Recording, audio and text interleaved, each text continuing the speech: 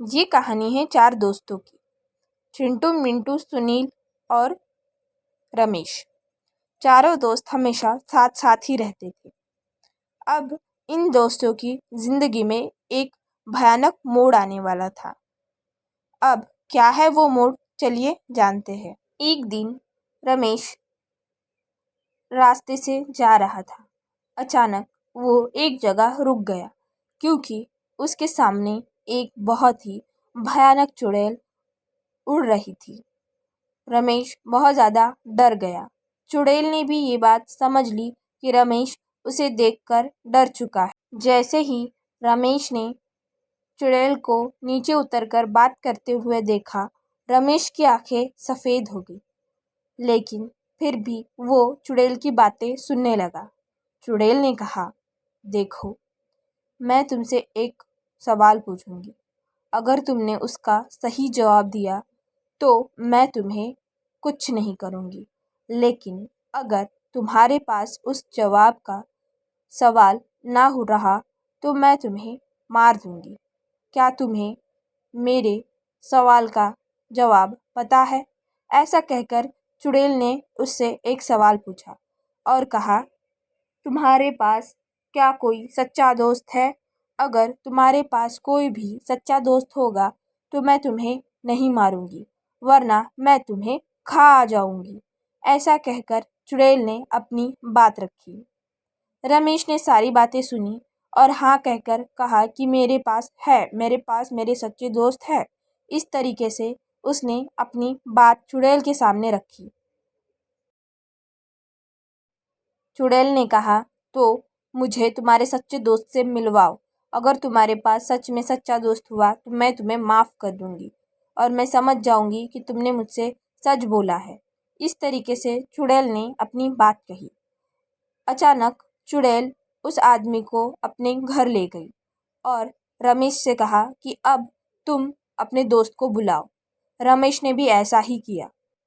रमेश ने अपने दोस्त को फ़ोन किया और कहा, भाई जल्दी आजा, मुझे बहुत ज़रूरी काम है। मुझे तुझे किसी से मिलवाना है। वो इंसान बहुत अच्छा है। अब रमेश भी झूठ बोल रहा था क्योंकि उसे डर लग रहा था कहीं ये चुड़ैल उसे खा ना ले, और अगर वो चुड़ैल का नाम ले ले तो पता नहीं उसका दोस्त आएगा कि नहीं आएगा। बस ये सोचकर उसने अपने दोस्त को बुलवा लिया। जैसे ही उसका दोस्त आया, वो चुड़ैल को देखकर हक्का बक्का हो गया, लेकिन उसने सारी परिस्थिति भांप ली। चुड़ैल बस यही चाहती थी कि उसे जानने को मिले कि सच में ये दोस्त इसका सच्चा दोस्त है कि नहीं।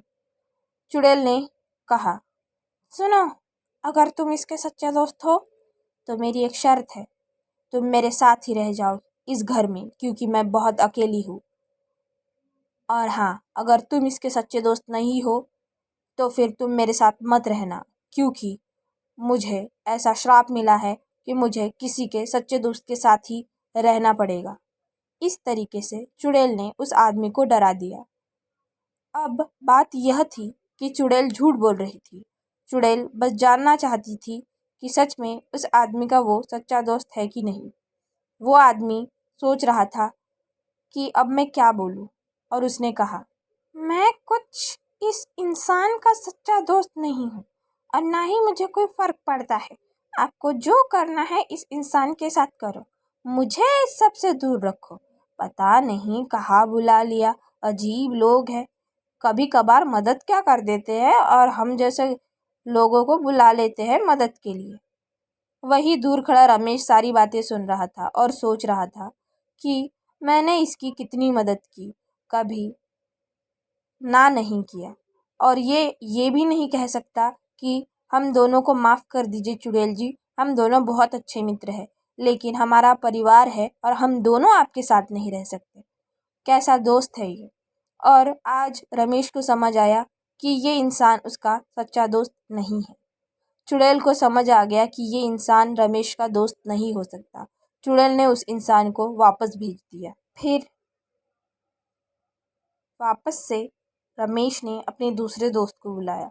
दूसरे दोस्त ने भी उसी तरीके से चुड़ैल के साथ बात की और कहा, देखो चुड़ैल जी, माना कि इसने मेरी काफ़ी मदद की है। मैं मतलब इसे दोस्त तो शायद मानता हूँ, लेकिन आप इसी को रखिए ना अपने साथ। मैं नहीं रह सकता आपके साथ। समझ रही है ना आप? इस तरीके से दूसरा दोस्त भी बोलने लगा। रमेश ने सोचा, इस दोस्त के लिए तो मैंने सब कुछ छोड़ दिया था, इसी के पीछे रहा करता था, हमेशा इसकी मदद किया करता था, घर वालों की भी बात नहीं सुनता था और बस इसी के सुनता था। ये मेरा सच्चा दोस्त है, लेकिन ये तो मेरा सच्चा दोस्त नहीं है, बस मेरी ये गलत सोच थी। इस तरीके से रमेश सोचने लगा। चुड़ैल ने सारी बात समझी और फिर सोच लिया कि इसे भी वापस भेज दिया जाए, क्योंकि ये मेरा सच्चा दोस्त नहीं है।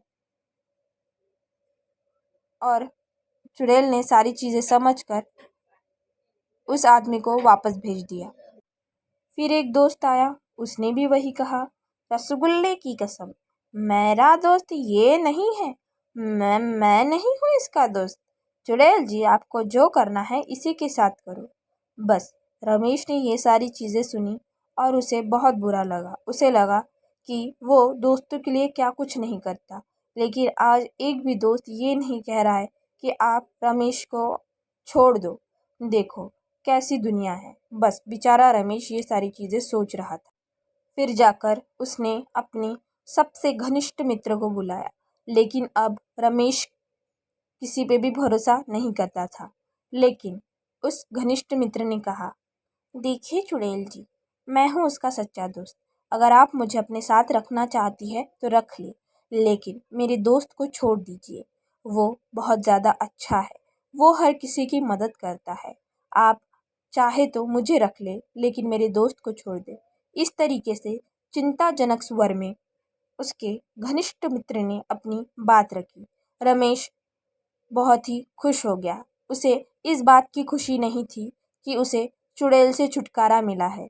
उसे इस बात की ज़्यादा खुशी थी कि उसके पास एक घनिष्ठ मित्र है जो अपनी आयु से भी ज़्यादा उसके बारे में सोचता है, और वो इस बात को लेकर बहुत खुश था।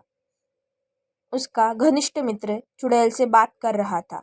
चुड़ैल को भी उन दोनों की दोस्ती देखकर बहुत अच्छा लगा और चुड़ैल ने उन दोनों को छोड़ दिया।